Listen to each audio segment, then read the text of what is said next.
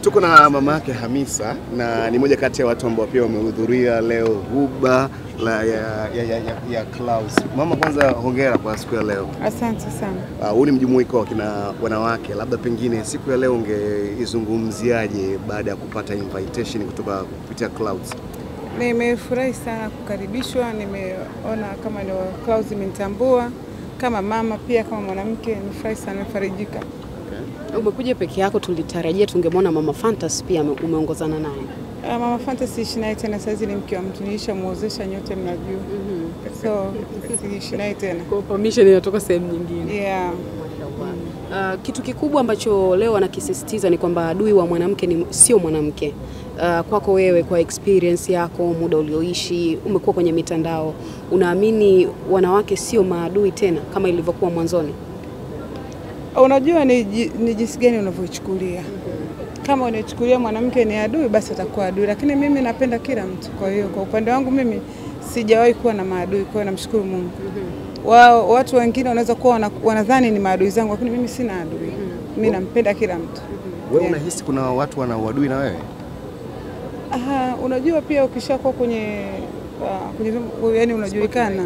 Yeah. Kuna vitu vingi vinaendelea. Unaweza kuamka ukajikuta nimeandikwa hivi. Lakini mimi ni mtu ambaye waga sipendi mambo mengi na muamini sana Mungu. Na nampenda kila mtu. Yeah.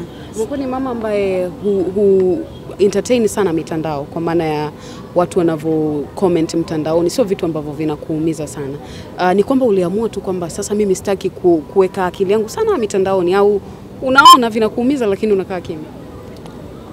Naweza nikasema kwa kweli sijai kuumizwa na kitu mtandaoni. Hilo ni kitu, kwa sababu sijui moyo wangu ama ni kabila langu si wa kule, ni watu strong. Kwa hiyo huwa naona kwa sababu mwanangu tayari ni maarufu. Kwa hiyo nadhani hiyo ni one package. Kama alikuwa maarufu, asingekuwa maarufu, sidhani kama hata tungekuwa tunaongelea. Lakini kwa sababu ni maarufu na ndio yani iko hivyo, kwa hiyo lazima nikubaliane na hii hali. Kwa hiyo najua angekuwa Hamisa tu ni mtu Hamisa tu huko sijui wapi, hakuna mtu angemuongelea by the way, si ndio? Lakini kwa sababu Hamisa ni maarufu, ni kioo cha jamii, hiyo inakuja kama package yake, yani kwa sababu ni maarufu na vitu vingine nikubaliane navyo kama mzazi. Kwa hiyo nilishajiset tangu mwanzo kama hivi vitu vipo, nikubaliane navyo na maisha endelee. Sawa, huko kwenye mitandao najua una page yako ya Instagram na mara nyingi tunakuona. Namba ambavyo ukiingia kwenye mitandao ukiona watu wanamwataki mwanao, kuna namna ambavyo inakuumiza kwamba watu, kwa nini mwanangu? Kwa nini mwanangu? Kama mzazi vinauma sometimes, lakini unashukuru, alhamdulillah, maisha yanaenda. Unashukuru tu Mungu, sababu kila kitu unamweka Mungu mbele. Mimi kitu ambacho naamini Mungu mbele. Yani hata mtu kama anakutukana, unajiuliza wewe ananitukana. There's something inside. Labda kuna chuki, labda kuna kitu anakiona kwa Hamisa. Hawezi tu mtu kulipuka kumtukana mtu, hakuna sababu. Lazima kuna kitu anakiona ndani ya Hamisa. Labda akifanya vile basi ataanguka kama hivi. Lakini mimi naamini Mungu mbele. Kila kitu ni Mungu. Kwenye kaeka za harusi, nakumbuka kwenye interview yako moja ulisema kwamba Hamisa alivyopatana na Azizi alikwambia kwamba mama, mimi nataka kuwekeza Tanzania, na watu wakasema Azizi kila kitu anamwambia mama mkwe. Pengine walichanganya labda ukaribu wa mama mkwe na Azizi Ki mwenyewe. Ni kwamba Azizi amekuwa comfortable kwako kama mama na kuelezea vitu tofauti, au ni hiyo tu kwamba alikwambia tu anawekeza Tanzania? Tofauti ya Azizi na yani tofauti yangu mimi na watu wa mama wengine, Azizi simchukulii kama mkwe. Azizi ni mtoto wangu. Nilimpokea Azizi kama mtoto. Yani kwa Mwenyezi Mungu mimi na mtoto mmoja kaniongezea kiume, kwa nimpokea kama mtoto. Kama mtoto we have to talk, tunaongea kila kitu. Okay. Sawa, Mama Samani, kwenye ile kama nitakuwa nakukera. Kwenye harusi ya Hamisa vilibuka vimaneno vingi sana kwenye mitandao. Watu walianza kudai kwamba mama yake na Azizi Ki alikuwa anazungumza haelewi kuhusiana na kile ambacho kinaendelea kuhusiana na harusi ile. Wewe kwa upande wako ulivyokuwa unaona vile vimaneno ambavyo vinadai kwamba yule ni mama yake na Azizi Ki, wewe ulikuwa unaichukuliaje? Mimi sijaviona bado. Mimi page yangu nasema mnajua, naingia kwenye page yangu, nafanya kitu nipeka kwenye page yangu, na wale watu ndio wafollow ndio naingia, vitu vingine waga siangalie. Na nikiona kitu chochote ambacho kinaenda tofauti na mimi huwa na try ku ignore. Kwa niko hivyo. So kuna vitu vingi sioni. Watu wengine wananidisia kwa hivyo.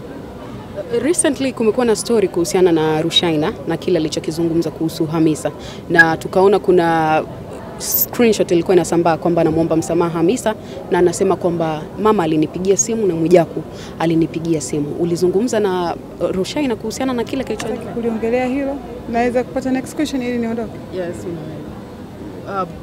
kwako mama ni mama ambaye una wajukuu zako ambao unaona kabisa wako kwenye maisha ya watu maarufu. Wewe ni maarufu, mwanao ni maarufu.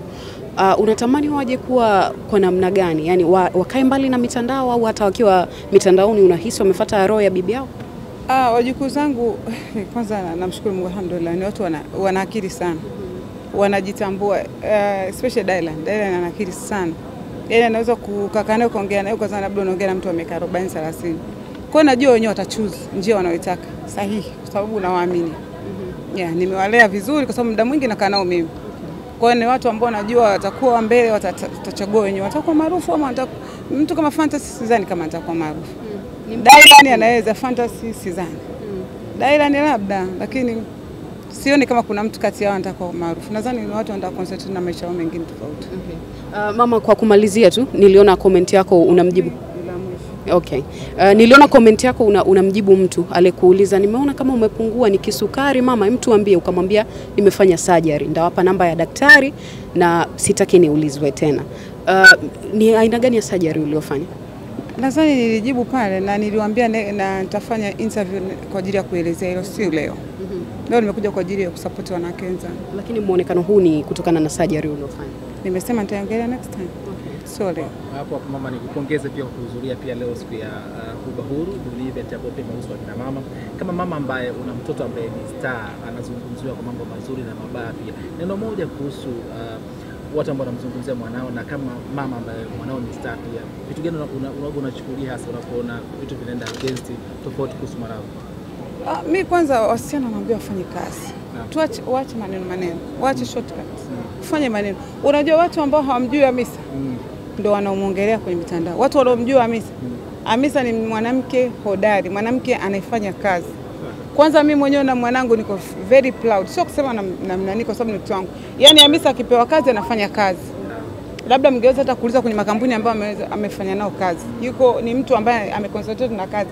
Ana longolongo. Alafu kitu kingine, Hamisa ana rafiki mmoja tu. Leo labda niwaambie. Hajawahi tangu amekuwa maarufu. Hajawahi kuwa na rafiki wa pili. Ana rafiki huyu anaitwa Bambina. Nendeni Instagram yake anaitwa Bambina Make. Huyo tu ndio rafiki yake ambaye anaweza kuja nyumbani kwetu akalala kaamka kama nyumbani kwao. Hajawahi kuwa na rafiki mwingine. Ana rafiki huyu anaitwa Bambina Make.